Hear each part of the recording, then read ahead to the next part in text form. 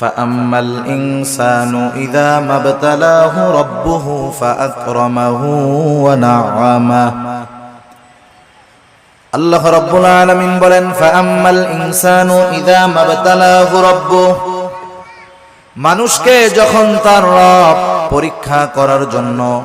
ফাআকরামাহু ওয়া না'আমা তাকে সম্মান দেয় আর সম্মান দেয় সম্পদের মালিক বানায়া দেয়। একটু খেয়াল করেন আল্লাহ তাআলা বলতেছেন মানুষকে পরীক্ষা করার জন্য যখন তার রব তাকে সম্মান দেয় সম্পদ দেয় তাকে নিয়ামত প্রদান করে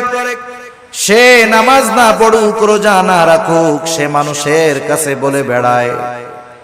ফায়াকুলু রব্বি আকরামান আমার রব আমাকে সম্মানিত করেছে।